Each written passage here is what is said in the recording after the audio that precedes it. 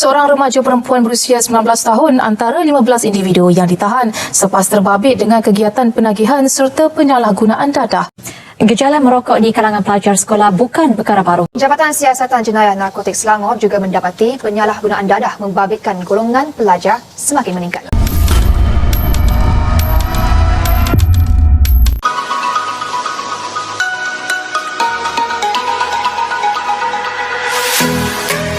Assalamualaikum warahmatullahi wabarakatuh dan selamat sejahtera. Nama saya Zakirah binti Zainuddin. Saya merupakan pelajar jurusan Kejuruteraan di Teknologi Bayu Perubatan tahun 2. Assalamualaikum dan selamat pelajar. Nama saya Nurul Ashmi dari Mata Jun. Assalamualaikum warahmatullahi wabarakatuh. Nama saya Siti Nur Hidayah Muda binti Indah. Assalamualaikum dan selamat sejahtera. Nama saya Syafiqah Izzati binti Jurani daripada RK85. Assalamualaikum warahmatullahi wabarakatuh. Nama saya Nur Fatihah binti Muhammad Faizan daripada RK85. Hai, nama saya Tekuni dari RK85.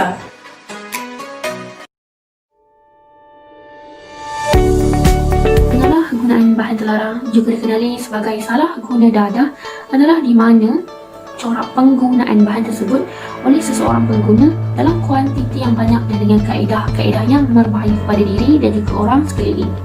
Sehingga sekarang, punca berlakunya penyalahgunaan bahan terlarang dalam kalangan remaja adalah mustahil untuk ditentukan kerana ianya melebihi satu sebab.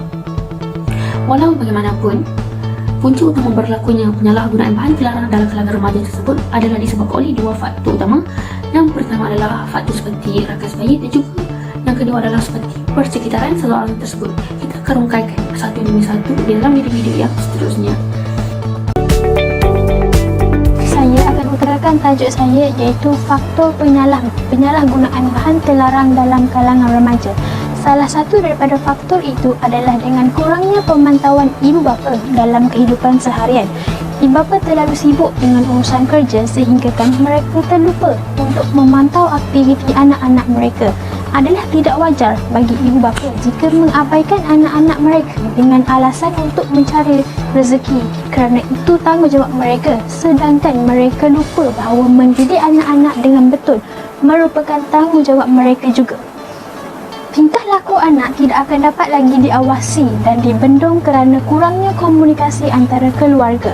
Hal ini akan membawa kepada kurangnya didikan agama dalam diri anak-anak. Disebabkan kelebihan bekerja, ramai ibu bapa yang melepas tangan mengenai hal agama ini kepada pihak sekolah atau pengasuh anak-anak mereka. Pegangan agama yang lemah akan membuatkan mereka lebih mudah untuk jatuh ke kancah penyalahgunaan dadah. Apabila ibu bapa tidak memberi sepenuh perhatian kepada anak-anak, mereka akan lebih mudah untuk terpedaya dengan rakan sebaya.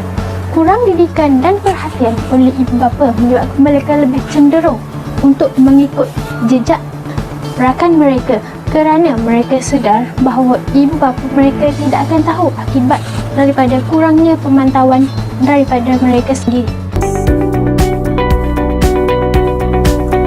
Faktor yang kedua mengenai penyalahgunaan bahan terlarang dalam kalangan remaja ialah rasa ingin tahu, di mana apabila rasa ingin tahu ini membuat-buat di dalam diri remaja tersebut, yang membuatkan remaja tersebut itu menjadi mudah terpengaruh, terutamanya apabila mereka menonton filem yang diklasifikasikan sebagai R, yang di mana filem tersebut memerlukan pemantauan daripada orang dewasa.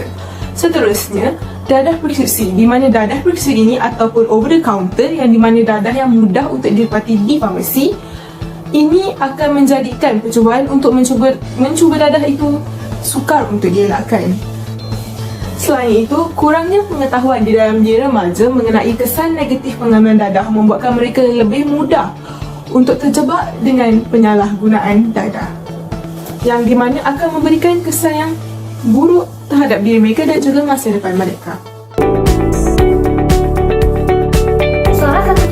Penyalahgunaan bahan terlarang dalam kalangan remaja ialah sejarah keluarga yang mempunyai masalah kesihatan mental dan ketagihan. Kopalo dan Orford juga mendapati sekiranya salah seorang, sama ada ibu atau bapa, terlibat dalam penyalahgunaan dadah, mereka tidak memainkan peranan sebagai seorang ibu atau bapa dalam keluarga tersebut. Kajian yang dijalankan oleh Stewart pada 2010 juga menunjukkan ibu bapa kerap mendera dan mengabaikan anak-anak mereka. Ibu bapa remaja yang terlibat dalam penyalahgunaan dadah dilihat cenderung untuk mendapat penyakit kebimbangan, gangguan makan, cubaan bunuh diri dan berkemungkinan untuk melibatkan diri dalam penyalahgunaan darah seperti ibu bapa mereka, mengakibatkan anak-anak mereka berpaling kepada darah sebagai solusi. Ketagihan yang berpanjangan adalah sukar untuk dilepaskan. Mereka kembali ke pangkal jalan dan menjadi ketagih semula. Berbalik pula kepada kesan merokok. Rokok terbagi kepada dua, iaitu rokok tembakau dan juga rokok kretek. Untuk rokok tembakau biasanya dijumpai di kedai seperti kedai runcit dan juga kedai mamak. Rokok tembakau diperbuat daripada bahan seperti tembakau, nikotin atau amonium dan lain-lain. Bahan seperti nikotin boleh menyebabkan penyakit strok. Ini kerana nikotin berpotensi untuk menyebabkan saluran darah menjadi tebal dan nipis sehingga menyukarkan perjalanan darah daripada otak ke seluruh badan, mengakibatkan seorang perokok tiga itu untuk mendapat lumpuh di seluruh badan dan juga boleh mengakibatkan kematian. Untuk rokok kretek biasanya diperbuat daripada bahan campuran seperti tembakau, bunga cengkeh dan juga sos perisa. Rokok kretek mengambil masa yang lebih lama untuk dihisap berbanding rokok biasa, tetapi menghasilkan bau yang jauh lebih enak ataupun sedap berbanding dengan rokok biasa. Rokok kretek boleh mengakibatkan penyakit seperti emfisema, kanser paru-paru, penyakit jantung dan boleh juga menyukarkan kehamilan. Berbalik kepada statistik perokok dalam kalangan pelajar di Malaysia mengikut umur, kita dapati bahawa daripada umur 13 tahun sehingga 16 tahun berlaku peningkatan sebanyak 1 sehingga 2%. Ini mungkin diakibatkan oleh faktor seperti rakan sebaya dan juga peranan ibu bapa dan keluarga dalam mendorong seseorang remaja itu untuk terlibat dalam kancah merokok. Dan kita dapati bahawa daripada umur 16 tahun sehingga 17 tahun berlaku penurunan sebanyak 1%. Kesan penyalahgunaan bahan terlarang dalam kalangan remaja seperti dadah. Contohnya, metafetamin hidroklorid yang berada di dalam kumpulan stimulan yang mempunyai bentuk seperti kaca yang pecah ataupun tawas. Yang di mana metafetamin hidroklorid yang lazimnya berada di Malaysia ialah syabu, yang di mana selalunya diproses secara haram dan tidak mempunyai kegunaan dalam bidang perubatan. Kesan dos berlebihan metafetamin hidroklorid yang pertama ialah kerusakan otak, seterusnya otak pecah, yang ketiga ialah complication pada daging, yang keempat kegagalan ataupun kerosakan buah pinggang serta kematian yang disebabkan oleh strok ataupun hipertermia.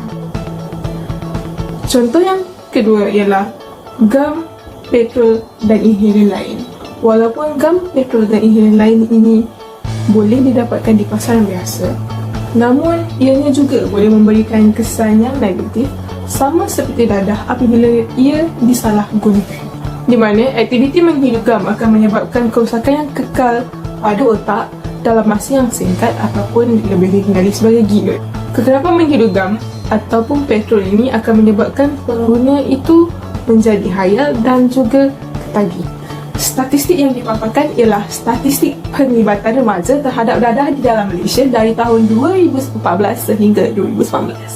Dapat kita lihat daripada tahun 2014 sehingga ke 2016, peningkatan jumlah remaja yang terlibat adalah meningkat, dan daripada tahun 2016 sehingga ke 2019, penglibatan remaja terhadap dadah adalah menurun. Namun begitu, jumlah remaja yang terlibat dengan penggunaan dadah ini adalah amat membimbangkan, terutamanya kepada masa hadapan negara. Hal ini kerana generasi remaja pada hari ini merupakan pemangkin kepimpinan negara pada masa.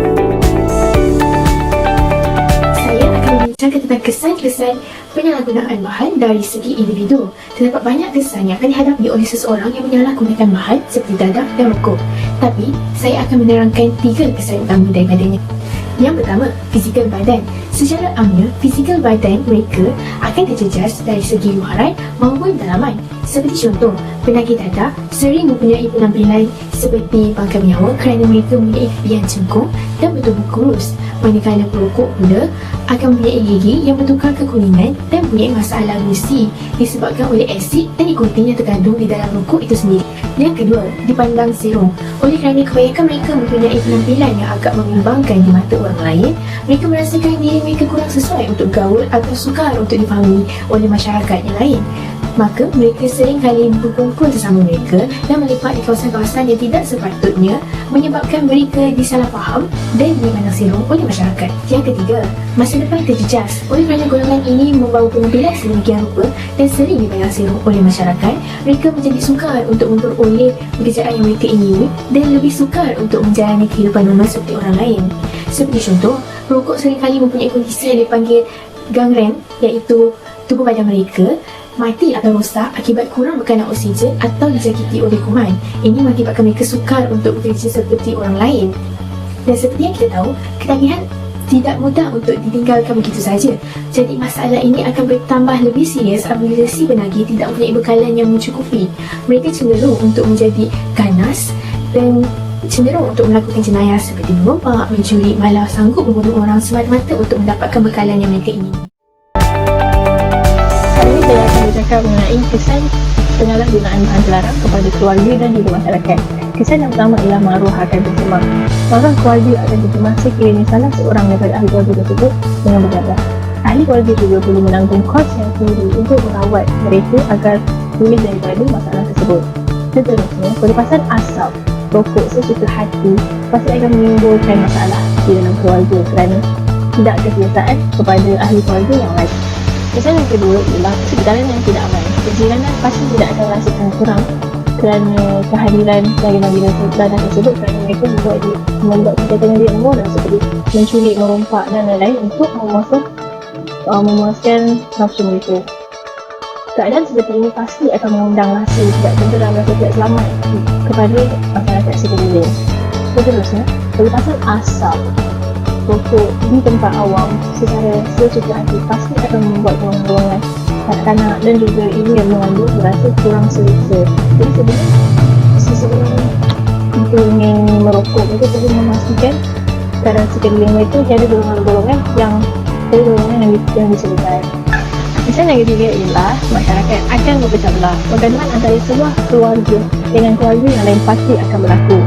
Mereka pasti akan saling tuduh menuduh antara satu sama lain kerana menyebabkan anak mereka terjebak ke dalam kancah penagihan dadah. Selain itu, pasti akan ada pengawasan yang ketat daripada ibu bapa kerana mereka tidak mahu anak mereka terjebak ke dalam penagihan dadah. Hal ini mewujudkan persekitaran yang tidak saling mengkait antara satu sama lain dan mereka tidak akan bersatu. Kesimpulannya, dadah amat berbahaya dan ianya memberi kesan kepada seumur hidup kita. Janganlah kita cuba untuk mendekati atau mencuba dadah itu. Sentiasa ingat bahawa ada pepatah mengatakan dadah membawa padah. Sekian, terima kasih.